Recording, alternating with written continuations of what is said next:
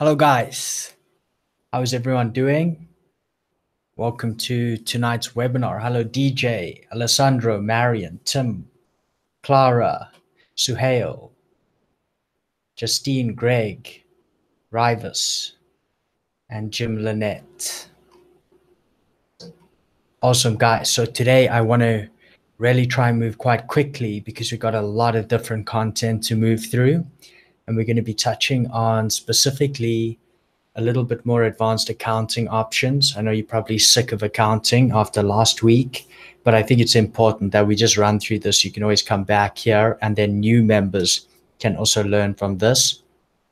Then we're going to be going over just an introduction to some of the taxes involved. This can be a super big pain point for people as they enter the business, all these different types of taxes when you're just trying to start a business. So it's just a informational topic in terms of the tax and explaining that. And then something else I have for you guys is specifically on VAT, which has been a big pain point as well in terms of how does that apply to us and how can we leverage that to its fullest.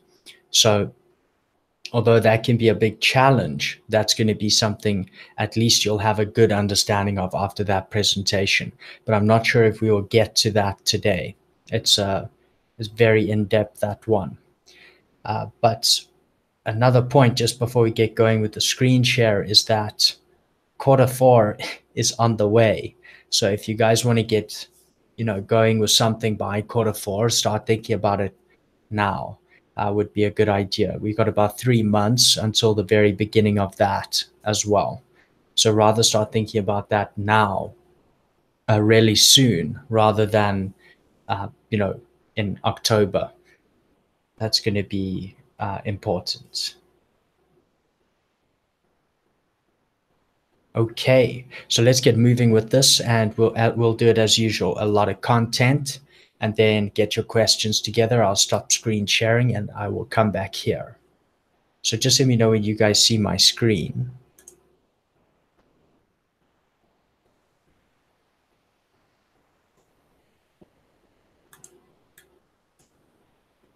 And you guys should see the PowerPoint.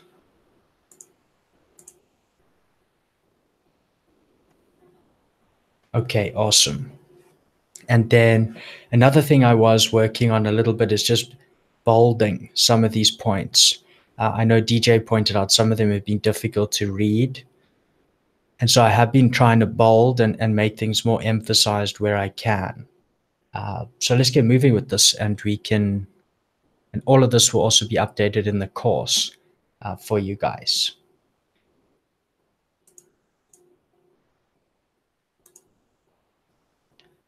Okay, so we're going to be talking more about accounting software today. We went over the basics last week, and the key here is simply to automate that same process. So if you followed along last week, you understand that process, and this is just going to aid you in doing that same thing, in recording everything and preparing those statements in terms of getting ready to file returns and just know where your business is as well. Each of the tools we touch on here has alternatives. There's a lot of good options, but obviously I can't run through all of them. So I'm just going to give you a sort of baseline options at each level, but you can find alternatives to those as well. Some sellers will use these themselves to run the business. Others will outsource that, or others will use accountants in conjunction with these tools. That's also very common. So we're going to be touching on basic tools that you can use to keep tabs on your business. And we're going to use a tool called Fetcher just as an example on this one. More advanced tools, and we'll use Xero as an example here. QuickBooks also at this level. And then integration tools. So here, how do we automate this process and take it to that next level? And we'll use A2X for that. So here on the basic software, we're going to use Fetcher just as an example to show you this type of level of tool and what it can do for you. And many of you might feel this is enough. Others will take it a step further. In any case, even if you have the advanced solutions in place, I think that this can be an excellent tool just for having that baseline yourself as well. So this is totally on in terms of Amazon accounting, this specific tool. And the resolution of these images is not very good. Sorry about that, guys, but it's just to give you a breakdown of what the tool does, and you can go take a look at it if you're interested.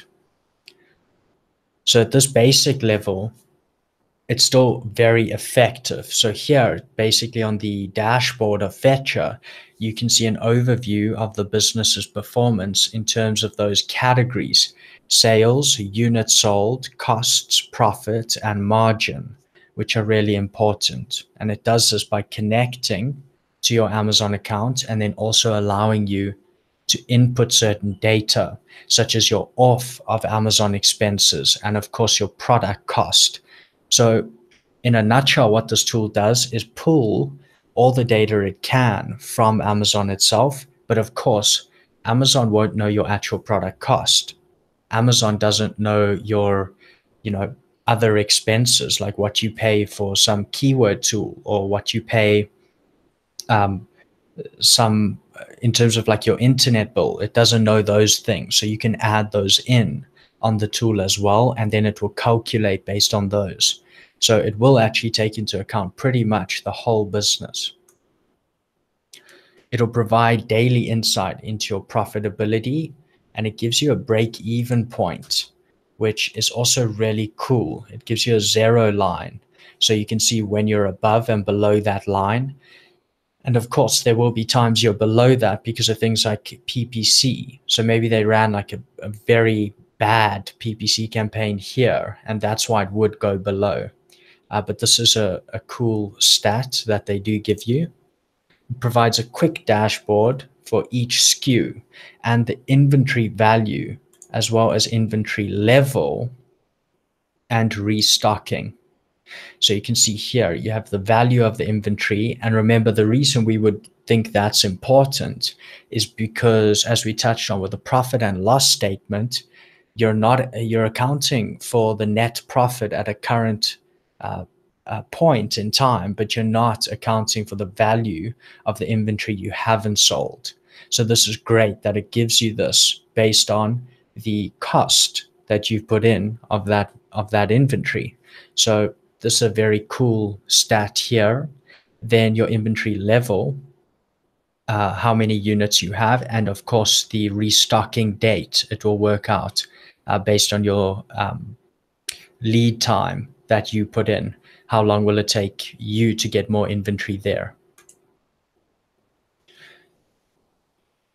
Over here, it will give you costs. So if we just focus on the blue circle for a second, it's going to break it down into segments. And as you hover over each, it's going to give you what that is. So here we can see order fees. And if you click on any of the segments, you could do this for any of them. It's actually going to break that section down into even more different fees. So for example, order fees would be broken down into fulfillment fee, referral fee, and perhaps the other fees here. So this is also a really cool way to track your fees. It's not coming up in that kind of boring statement. You can actually check it like this with percentages as well. You can evaluate revenues, profits, and the sales per SKU as well. As you can see here, per individual SKU. And then the expenses area, which I think is very important. This is where you're actually going to input those other expenses, which is very important. So your product costs and then all your other expenses, internet bills, etc.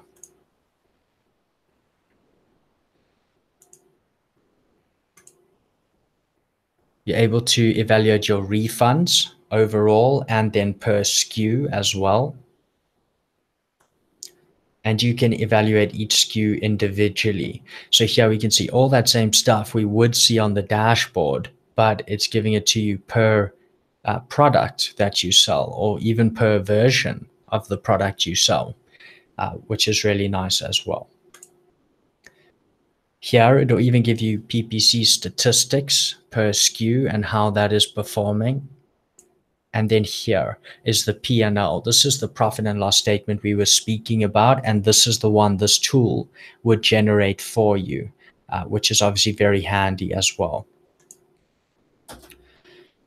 So that is sort of the base level, and I just wanted to quickly run through it. I know some of you won't be interested in it, but this type of tool can be very effective. And if you're just starting out and want something that's going to be quite cost effective for you to run the business and manage the business. The next section would be the more advanced software, and we'll use Xero as an example.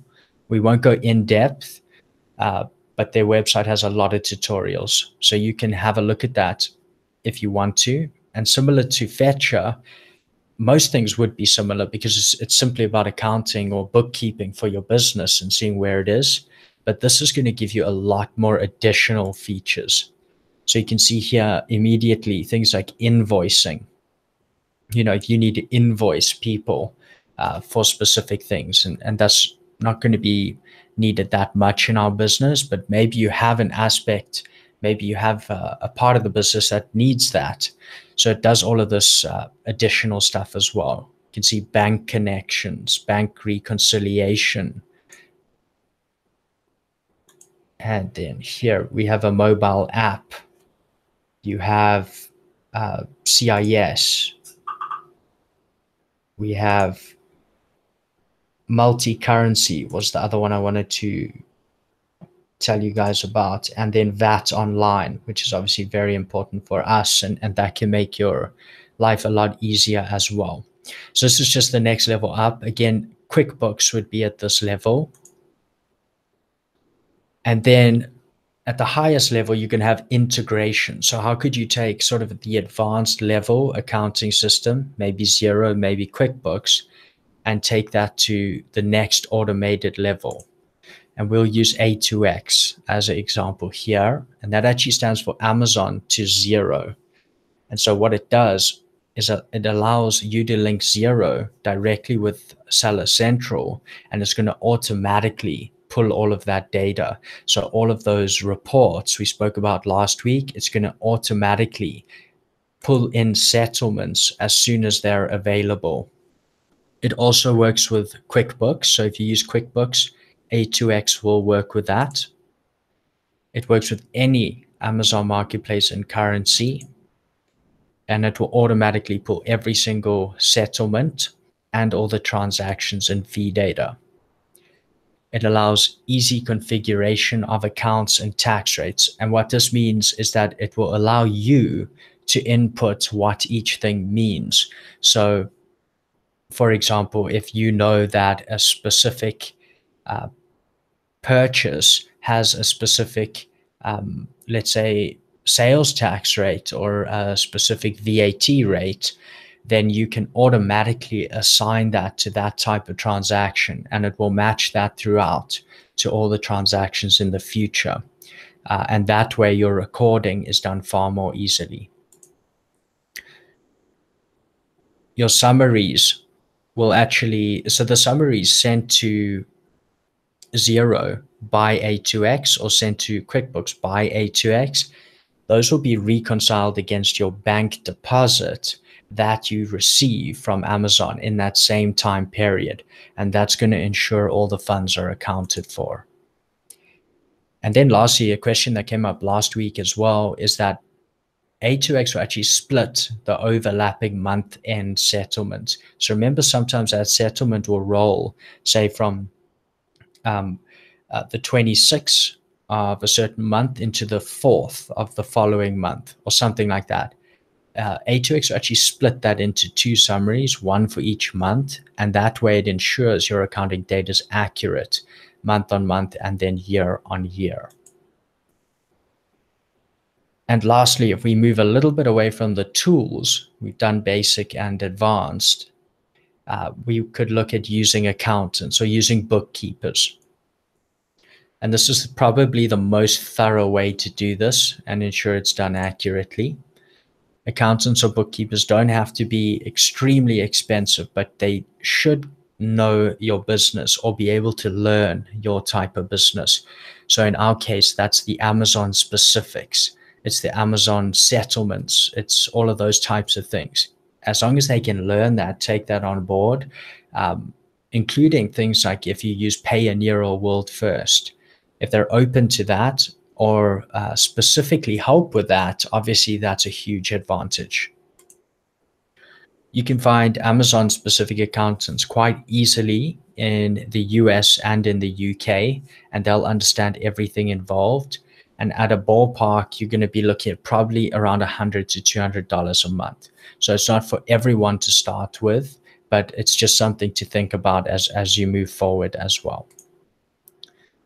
And many of these accountants will actually want to use software solutions as they account for your business. So the costs of that also need to be included. So for example, the accountants I have in UK will use Xero with their services. So it ends up being, quite a bit more. It ends up around $200 or just over.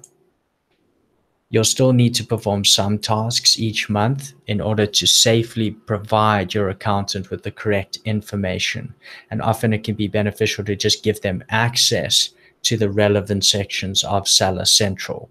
That way they can get in there and get the reports they need without having access to, other areas you would like them to not have access to. And here's just, I wanted to give like a kind of rundown of what you should have set up, what's really important to start with, and think about even at this stage. If you're feeling like you just need an overview of everything you should have set up, that's going to help with this. One is obviously the company, if you're running a company, and that's obviously the certificates, address, etc. Then the company bank account, checking account and saving accounts. Then your company Payoneer or World First, if you need that. That's going to give you online payments in all different currencies and multiple different bank details, as though you had banks in those countries. It's almost needed, regardless of where you live nowadays. And then company credit card. So that's not 100% necessary, but as you guys know, a lot of the stuff we are involved with, a lot of the things a lot of software tools, a lot of supplier payments, they all would like credit card. That way they ensure that, they are going to get paid whatever is owed. So this can be a really good way of doing it. Additionally, with credit cards, the aim of it is not to use credit. The aim of it is to get that liability coverage that you will have with credit cards. So if there's fraud on your credit card, generally it's going to be the bank who's liable.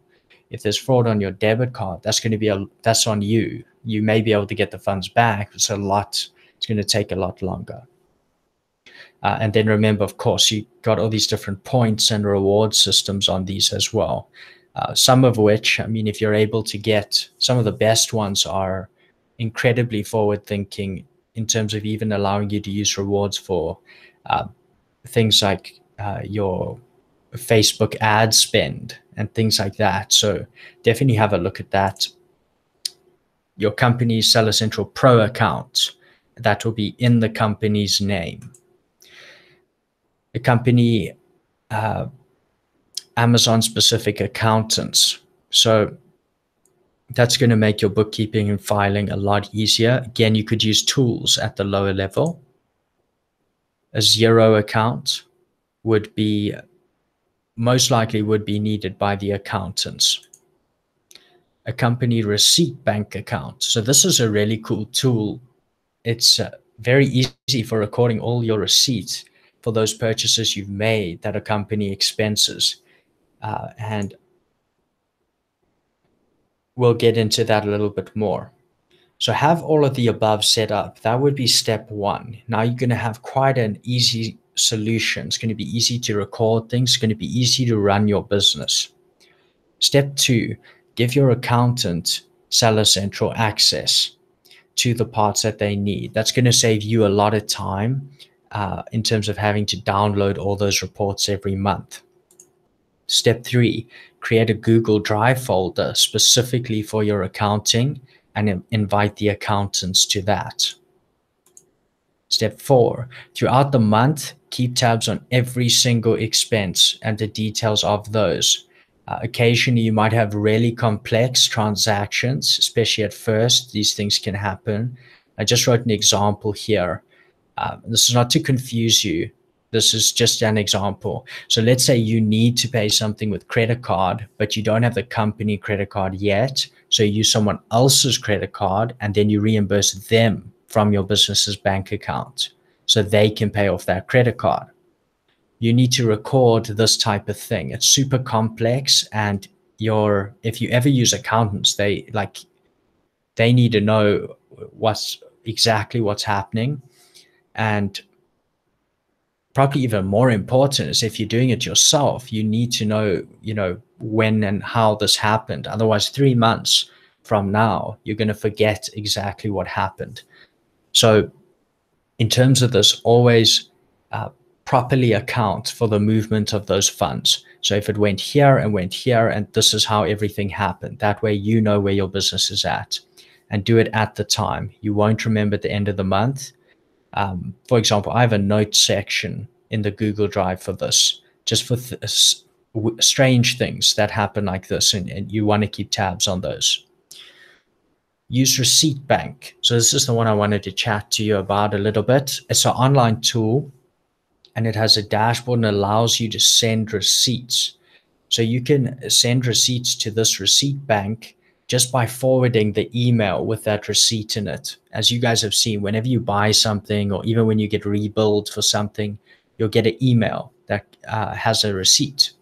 And you can just forward that to your unique Receipt Bank email address, and it's automatically stored there. So you have your receipts. There's also a mobile app, so that way you can actually scan your physical receipt slips. Say you go and purchase like stationery physically somewhere, you can get that physical receipt and scan that in. This way, the accountants can see that where you say that money went is actually where it went. So another really cool tool. And step 5, at the end of the month, download your bank account statements and any online payment system statements. So if you use WorldFirst, etc., and upload those to your accounting Google Drive. So there might be some accounts your accountants won't be able to download statements for. And 6, the accountants will then collect the Seller Central statements, your uploaded statements to the Google Drive, the receipts in the Receipt Bank, and the notes, and they will be able to prepare your books for that month. And you'll create your own rhythm for this. Everyone's system will differ a little bit. You might not use one of these components. You might use an extra 4. So it's really going to just depend on how you build this out and your path with it. But this is just an example of how you could do it.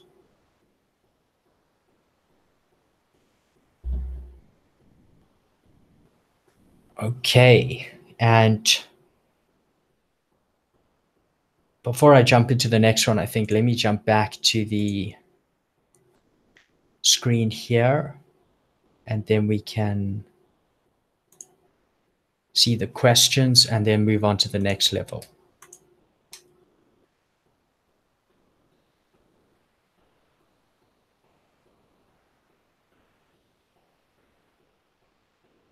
Okay, so no questions yet. And hello everyone who's joined since we started. And I think, okay, let's get moving then. You can see how far we get here. Just let me know if you guys see my screen okay. Should see it in 2 seconds.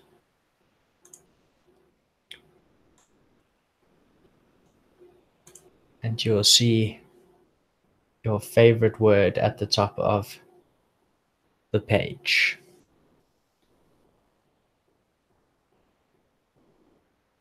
And Vilislav, yes.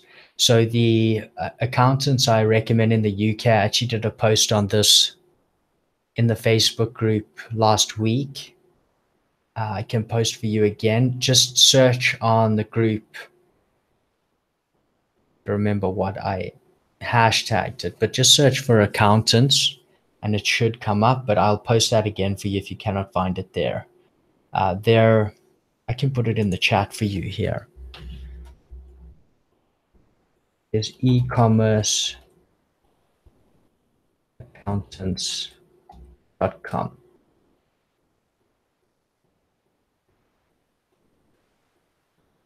Just like that. Let me know if that comes through in the chat.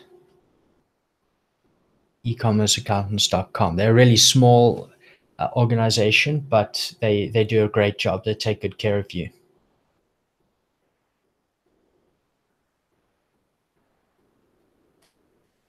Okay, and Tony, good question on the sales taxes. We're going to get straight into that now. And you will actually collect those, but we can get into that now. Okay.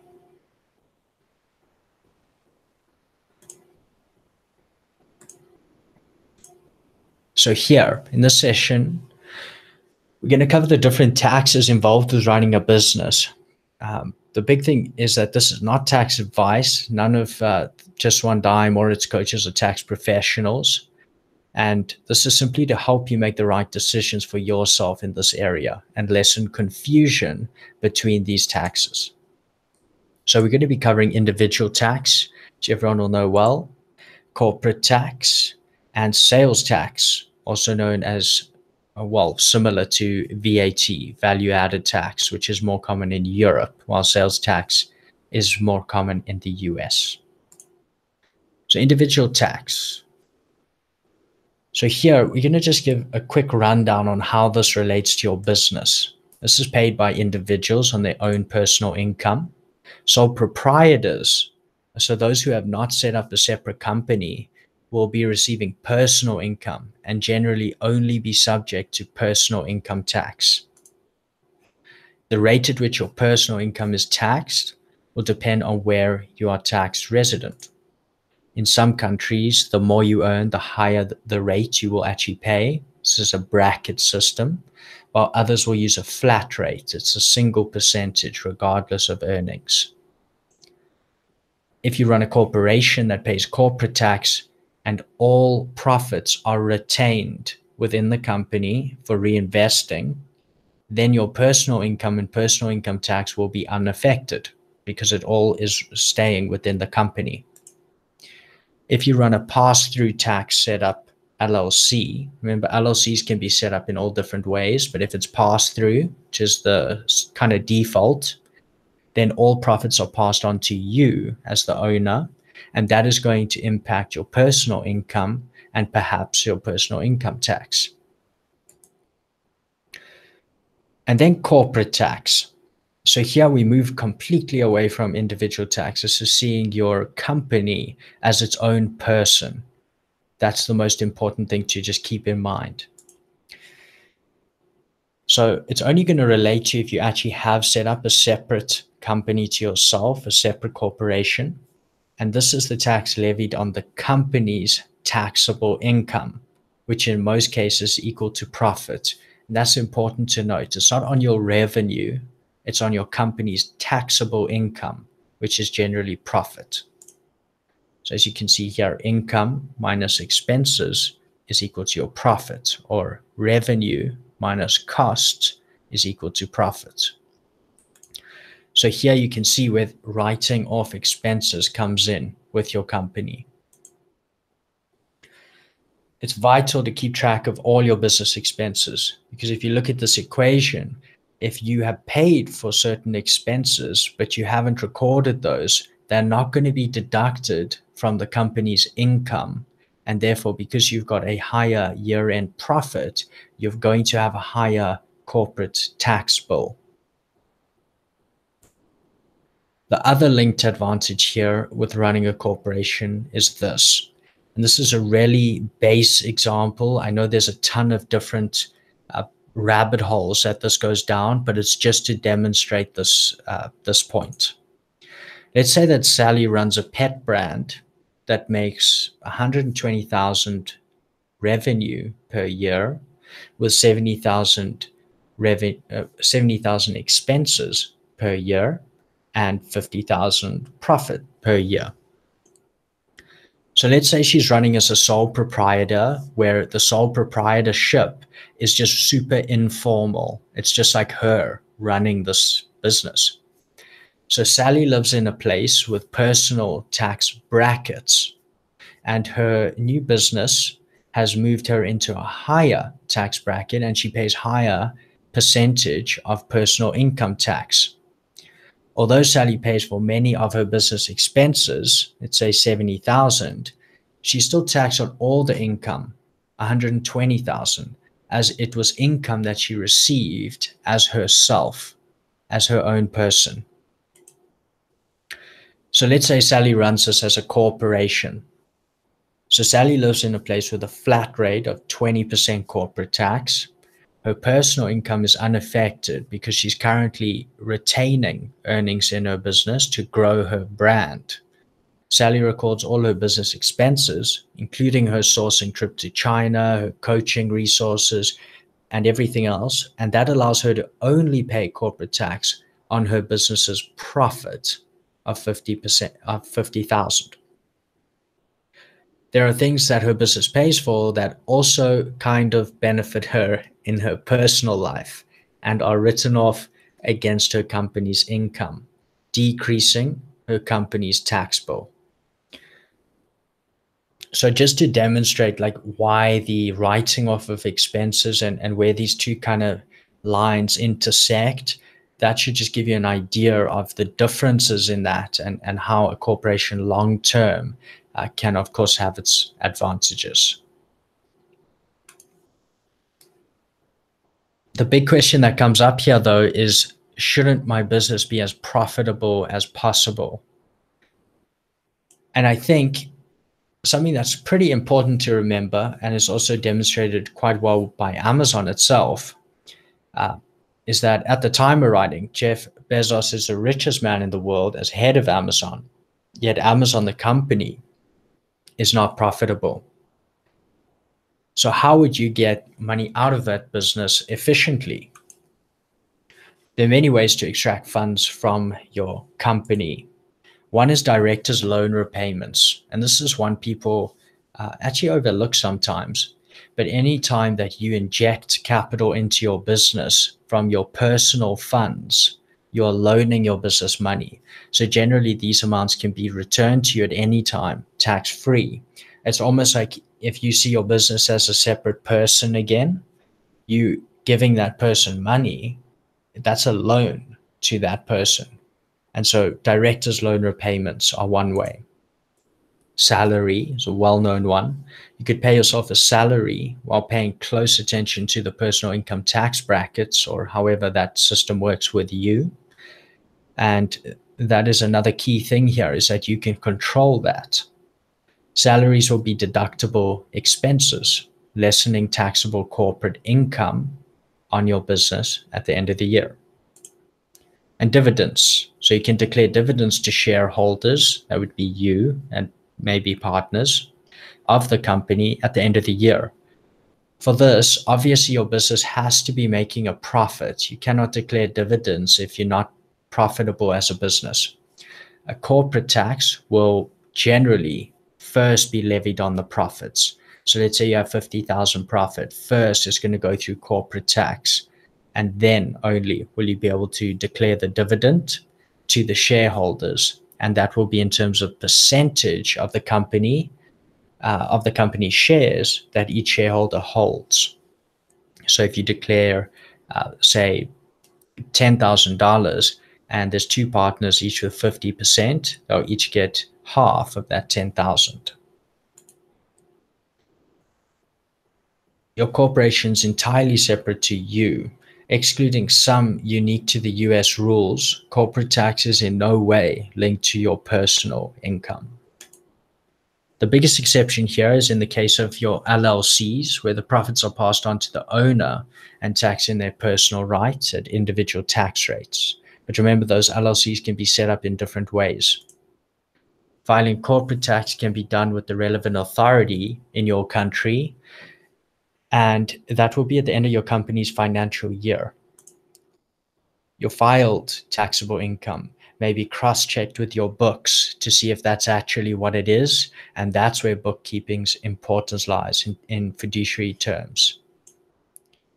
Having the same accountants do the books and that filing at the end of the year obviously makes a lot of sense, because they know those books, then they know where everything is.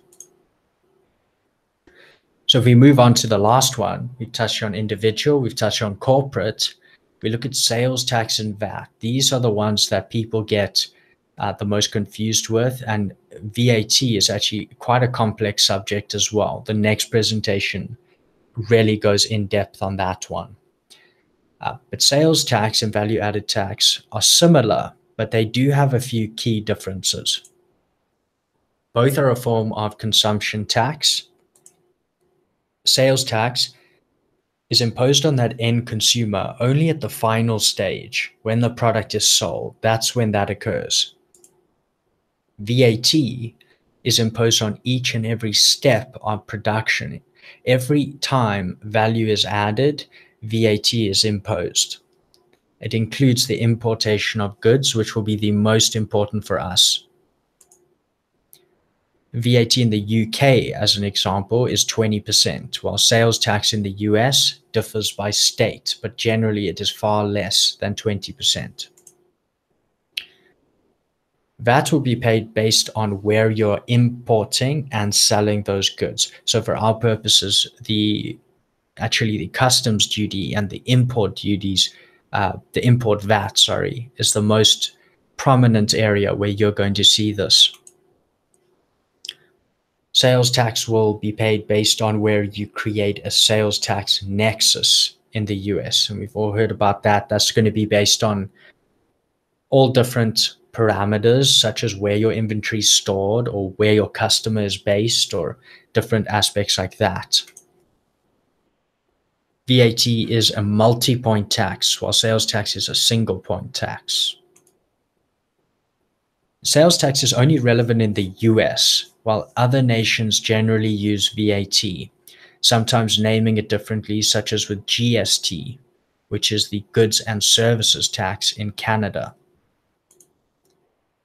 Over here, if we look at sales tax, it's a single-point tax incurred by the consumer on the selling price of a product. This will be collected by the retailer or seller as a percentage of the full sales price and remitted to the relevant states. TaxJar is the best service for this, and all US sellers are required to collect and file sales tax returns, and this tool will help sellers do just that. So have a look at TaxJar if you want to know more about the subject.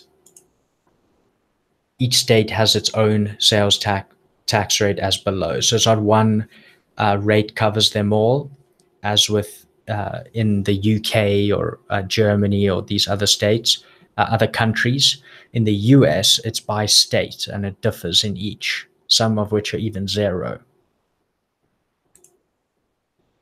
VAT, so value-added tax. This one's a lot trickier, and the next presentation goes into this. I'll see how much time we have.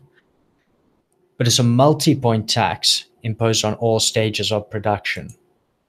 For our purposes, VAT is relevant in Europe. In terms of selling on Amazon, it's relevant in Europe and in Canada with GST. It's best to have a European unified account, if we focus on that for a second, because that's going to give you access to all of the EU, including all the EU marketplaces. But it's important to note each of those is going to collect VAT, and it's advised to just start with one if you're just starting out in Europe. VAT registration is needed in most cases, and you can gain that VAT number and another number called an EORI number with the help of several services, or by visiting the relevant tax authority's website. So these two generally come hand in hand. In fact, in the UK, for example, the EORI is made up predominantly of your VAT number, with a couple numbers at the end and to the front of that number. And then just before I go to these points, and the VAT number is obviously going to be used to help you track VAT. So when you import and you pay import VAT to, say, the UK, that VAT number is going to identify you, and also allow you to obviously file your returns. The EORI is very important in terms of that importation process. And we can get more into this now if we have time. Input VAT is deductible from output VAT. And that's going to allow you to establish what you end up paying, sort of effective VAT, on a quarterly basis. Output VAT, this is the VAT that you collect on your sales, sort of like sales tax. It's at that end of the spectrum. That is your output VAT. Input VAT is the VAT you have already paid, or that you do pay, on business expenses. So on your internet bill, on your customs duty when importing, all of this type of thing is your input VAT. Even your import VAT would be input VAT. But we'll get into this and clear it up as well. So once you're actually set up in your home marketplace, selling into other European marketplaces. So let's say you started in the UK and then you wanted to sell into Germany and France. Selling into the other ones, the other EU marketplaces, may or may not trigger additional VAT registration requirements. It depends on how you do that. Again, this is where the pan-European FBA versus European Fulfillment Network come in. The changes, the differences in terms of requirements based on which system you choose to use when you expand. Okay, and let me jump back there and see if we have any questions now. We only have 15 minutes left.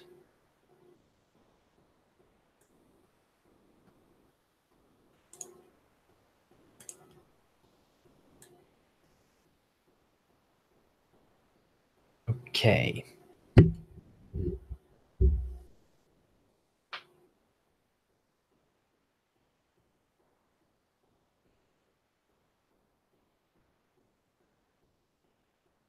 And Fuang, I'm sorry if I mispronounce your name, asks how often should we expect our accounting to be audited by HMRC? I don't think it's something to worry about, but I would have I certainly haven't gone through that, but you should have the books just in case. Have those books up to date.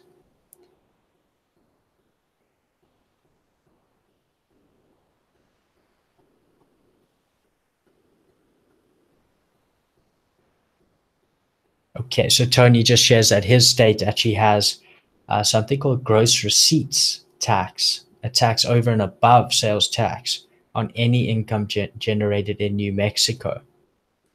Did not know that. Thank you, Tony.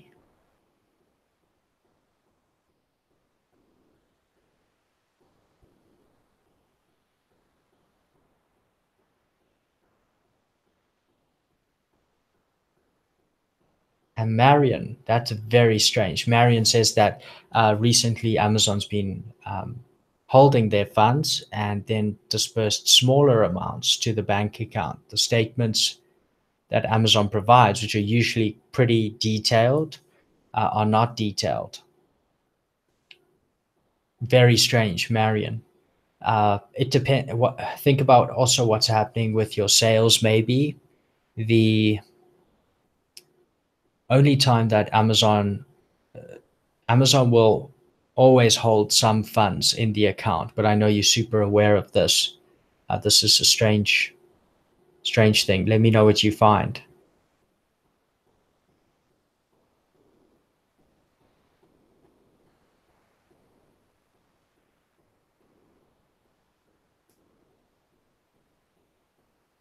Okay, Tony, I know nothing about um, Tony, I know nothing about this tax, so I cannot advise on that.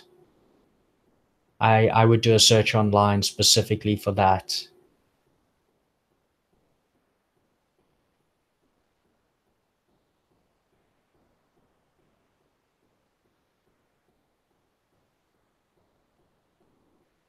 No, so Marion is just explaining this issue. I have not experienced this, Marion.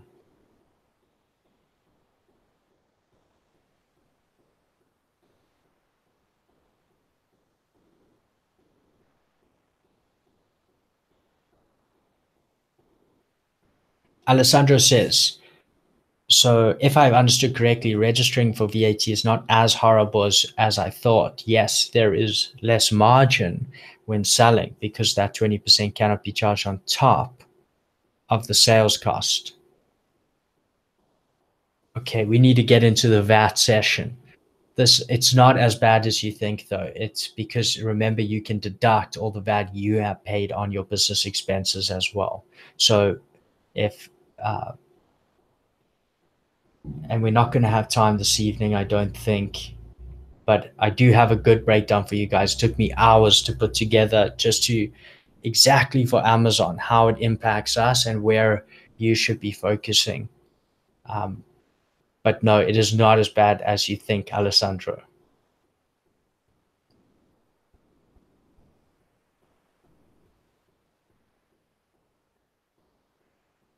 Yes, Tony, good way. Good way to think. Tony says, I expect to be audited every year. I never get audited, but I am always ready. Good question. So, uh, Alexandre asks, if you sell from Canada to the US market, do we have to pay VAT? So, I think you're talking about GST, Alexandre, the VAT in Canada. And in that case, no, you won't. So, the let's say you're based in Canada and then you decide to sell in the US and you ship stuff from your supplier to the US, you will not be paying Canadian GST on that. You will pay sales tax in the US. Yes, sorry, Marion, I just have not, I'm unsure of the answer to that one, but please let us know what happens.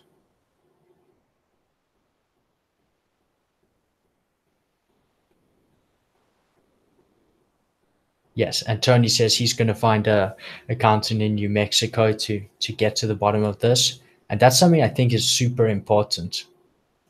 Is find when you guys are ready for it, or if it's something really weighing on your shoulders as well, maybe seek some advice and or work towards putting a little bit of money aside to get some really professional advice exactly for you, because it's going to help you. And there's a lot of very good professionals out there.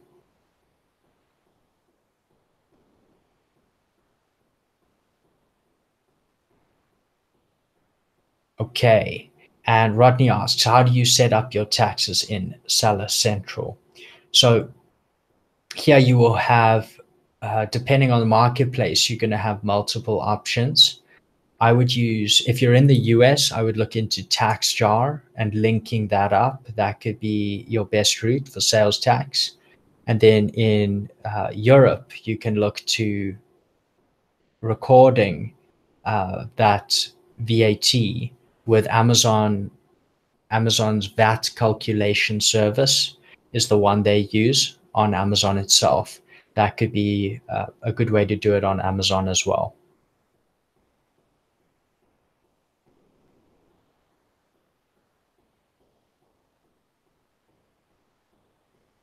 Okay, so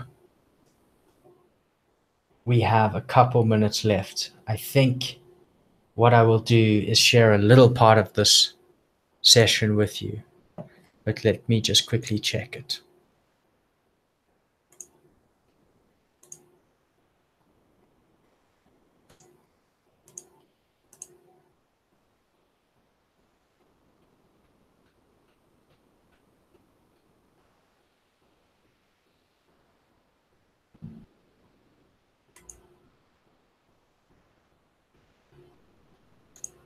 Okay, so let me jump into this quickly with you.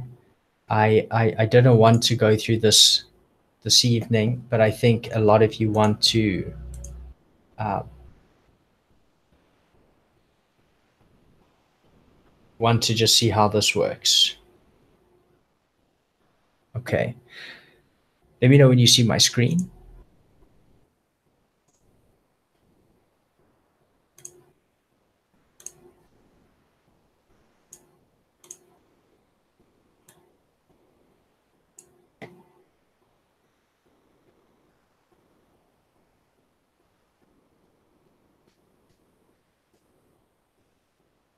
Do you guys see PowerPoint? Okay, thank you, Marion. So I'm going to save a lot of this for next week, but what I want to do is just demonstrate to you how this works. I know some of you will know this really well, others will not, but it's important to just take a look at this to understand that, and then next week we can get into how this really affects us.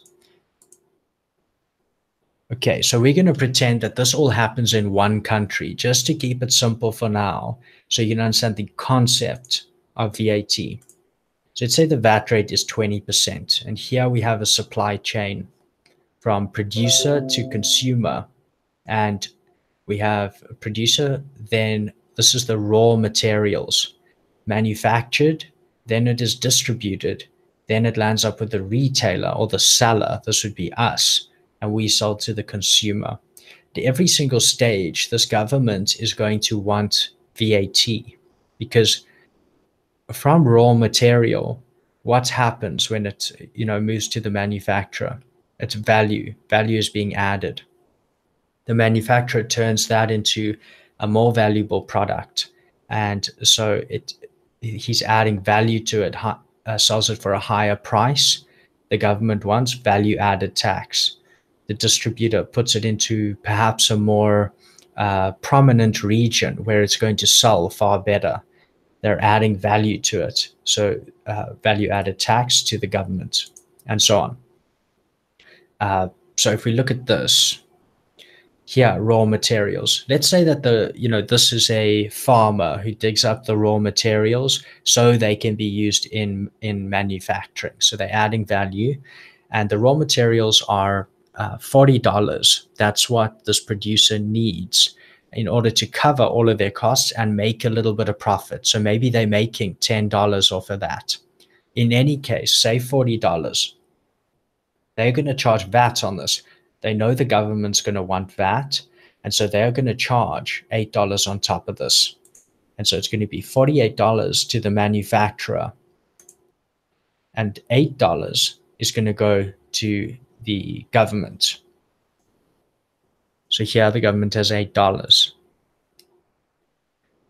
So before we move to that point, what's happened here is that this producer has sold the product at $48 to the manufacturer.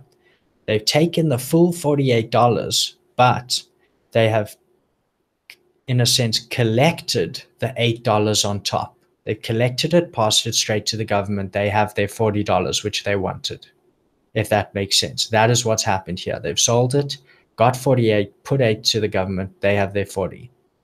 Next is that the manufacturer is going to create the products, and they want to sell them at $200 because they've added a lot of value. There's obviously costs to cover, and they can make their net profit at $200. That's what they want. That's what they are looking for. They know the government wants VAT at 20%. So they're going to add 40, and they sell it on to the distributor, or rather move it on to the distributor at this amount. So what's going to happen is they will take the 240, and to keep this super simple, let's say they sell it to the distributor and at 240, they are going to do an equation here where it gets tricky. This is where everyone loses it with that. So here, he is going to pay, he has collected $40, 20% of what he has sold it at. But he already paid $8 in VAT for when he purchased the materials to create those products. So in the chain, he has already paid $8 toward the VAT. And so his input VAT is already $8. And he was going to pay $40, but he can deduct the VAT he has already paid from the VAT he owes. So he can do $40 minus $8, and he can pay $30 at the end of the day, is what will happen. Generally, what will happen is that he will pay $40, but he's able to claim back that $8 that he already paid. So the distributor gets these products for $240, and they perhaps export, ship, and import these products. Remember, for this example, we're just pretending like it's all in one country, but they export, ship, and import the products. And so they add value to them and want $300 to cover costs and profits. So they're going to add 20% VAT to 300 and sell it at 360 to the retailer. So at this stage of the supply chain, you can see the goods have increased in value dramatically. And so this VAT rate has gone up at each stage as well. Again, what this distributor can do is they were going to pay 60, but they already paid $40 when they purchased this from the manufacturer. So they can, in an effective sense, pay only $20, $60, claim back the $40, and so it's $20. Then it gets to the retailer or the seller, that's us. And we market and make the product available to everyone else, and we mark the product up. So let's say $900, and we're going to put VAT on top of that. So it's going to be $180 on top. Then we're going to sell it at $1,080. All the inventory, we're going to sell it at, in total, $1,080 to consumers. And here, we already paid $60 included in what we purchased. And so that $60 in our business expense is deductible. So we can do 180 minus 60 is 120. We pay 180, claim back the 60, and we're paying 120. And then the customer, so the customer is involved in the process we just spoke about, but the customers buy and pay VAT on purchases, and the retailer or the seller is collecting that VAT again. And you can see over here that if you look at the amount collected at each stage minus the claimed back amount, you can see that this addition leads to 180 total VAT, and that is equal to our last VAT point over here. And this is how members throughout the supply chain pay for the VAT, unlike sales tax, where it is literally the last individual claiming that specific percentage from the customer. In this way, it is collected at each point throughout the supply chain, and you can claim back any VAT you have previously already paid, if this makes sense. But for today, I just wanted to show you the slide, and next week we can go super deep on this and discuss how it relates to us in terms of, it's not in just one country and all of those aspects.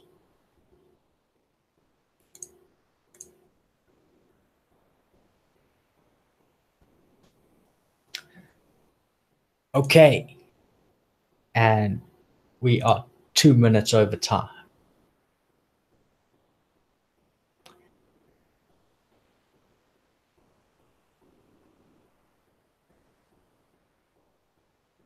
Okay. Exactly, Alexandre.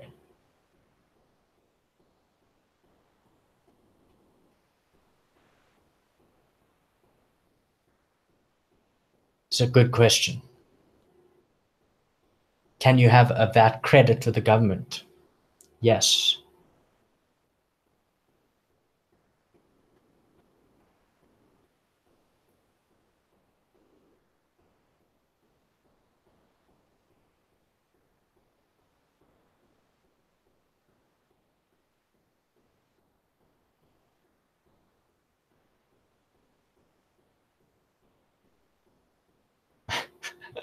People are getting a lot of ideas here. Sorry, I'm just reading these. But yes, cool. Good points, Alessandro. And next week we'll go a lot deeper on this.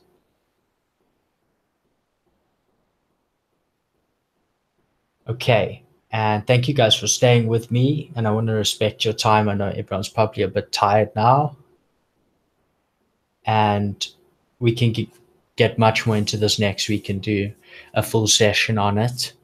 And I hope you guys enjoyed tonight's one. So any last, I don't think there's any last questions here. Okay, excellent, guys. So thank you so much for joining me tonight, and keep pushing. If you want to be in by Q4, start planning. Now is the time.